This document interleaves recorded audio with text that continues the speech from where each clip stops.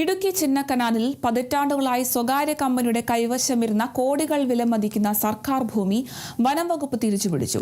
ഹൈക്കോടതി വിധി വന്നിട്ട് 39 വർഷങ്ങൾക്ക് ശേഷമാണ് അതീവ പാരിസ്ഥിതിക പ്രാധാന്യമുള്ള 100-ലധികം ഏക്കർ ഭൂമി ഔദ്യോഗികമായി വനം വകുപ്പിന്റെ അധീനതയിലായത്.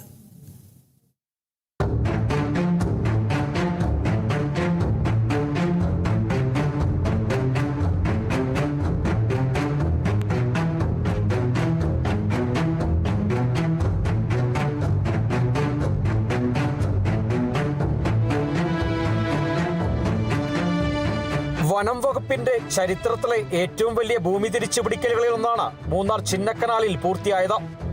ചോലവനങ്ങളും പുൽമേടുകളും ഉൾപ്പെടുന്ന 42.72 ഹെക്ടർ, അതായത് 100-ലധികം ഏക്കർ സർക്കാർ ഭൂമിയാണ് ഹാരിസൺ മലയാളം ലിമിറ്റഡിൽ നിന്നും വനം വകുപ്പ് ഏറ്റെടുത്തത്.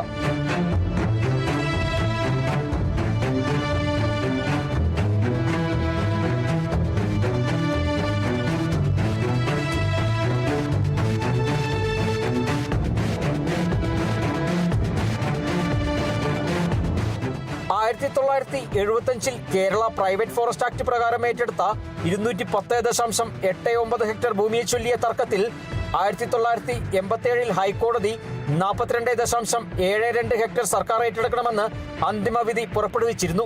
എന്നാൽ 2001 റിസർവ് വനമായി വിജ്ഞാപനം ചെയ്ത ശേഷവും ഭൂമി കമ്പനി കൈമാറിയിരുന്നില്ല. ചീഫ് കൺസർവേറ്റർ ഓഫ് ഫോറസ്റ്റിന്റെ നിർദ്ദേശപ്രകാരം മാസങ്ങളോളം രഹസ്യ സർവേയും രേഖാപരിശോധനയും നടത്തിയ ശേഷമാണ് ഭൂമി കമ്പനിയുടെ പട്ടയത്തിൽ നിന്നും ഒഴിവാക്കി വനം വകുപ്പിന്റെ അധീനതയിലാക്കിയത്.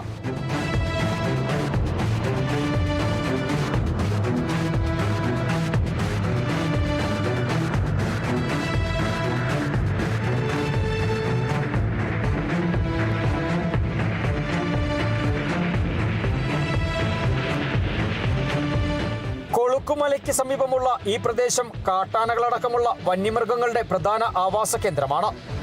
ഇവിടെ സ്വകാര്യ ടെന്റ് ക്യാമ്പ് പ്രവർത്തിപ്പിച്ച് വർഷങ്ങളായി വാണിജ്യോപയോഗം നടത്തിവരുന്നതായും വനംവകുപ്പ് പറയുന്നു. ഈ സ്ഥലം അതീവ പരിസ്ഥിതി പ്രാധാന്യമുള്ളതും കടുവ, ആന തുടങ്ങിയ വന്യജീവികളുടെ സ്ഥിര സാന്നിധ്യമുള്ള സ്ഥലമാണ്. പശ്ചിമഘട്ട മലനിരകളിലെ ഏറ്റവും ഉയർന്ന മേഖലകളിൽ വരുന്ന സ്ഥലങ്ങളിലൊന്നാണ് ഈ കൊളുക്കുമല വരുന്ന ഈ പ്രദേശം.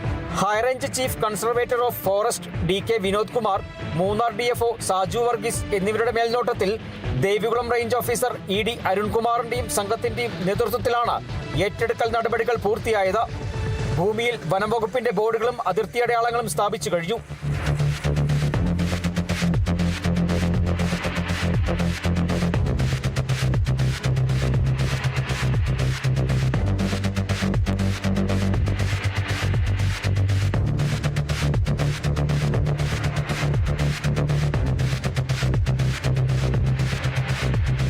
സർക്കാർ ഭൂമി അനധികൃതമായി കൈവശം വയ്ക്കുന്നവർക്കും ഭൂമാഫിയകൾക്കും ശക്തമായ മുന്നറിയിപ്പാണ് ഈ നടപടിയെന്ന് വനംവകുപ്പിന്റെ വിലയിരുത്തൽ.